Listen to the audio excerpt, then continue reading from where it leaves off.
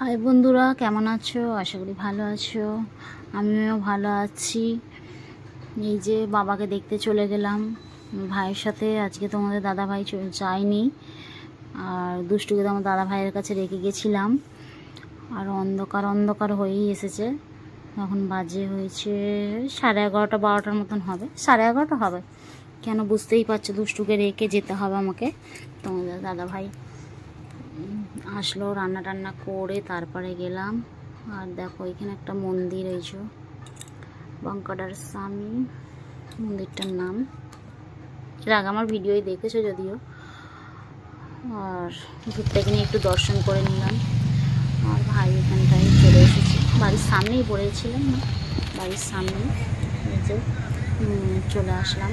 ভাই ওখানটা গাড়ি রাখতে গেল, গাড়িটা রেখে যাবো। এখানটা রাখছিল, সিকিউরিটি মানা করলো, বললো সেইখানটা রেখে দিয়ে আসো।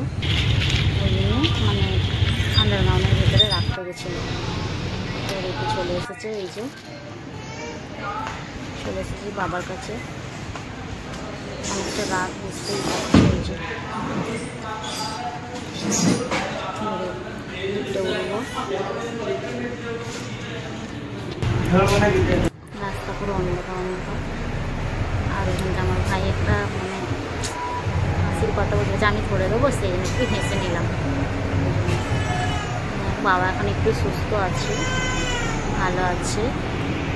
আর দুষ্টু উল্টো পড়েছে, এই জন্য কাঁদছে।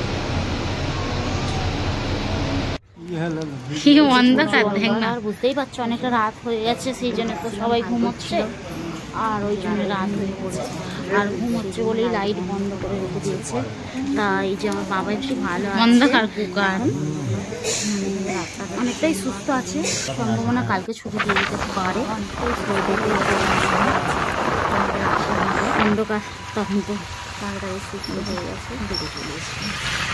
বাবাকে দেখে চলে আসলাম, দিয়েছি সামান্য তো তোমাদের আপডেটটা দিলাম। বাবা কেমন আছে, অনেকটাই সুস্থ হয়ে গেছে, ভালো হয়ে গেছে।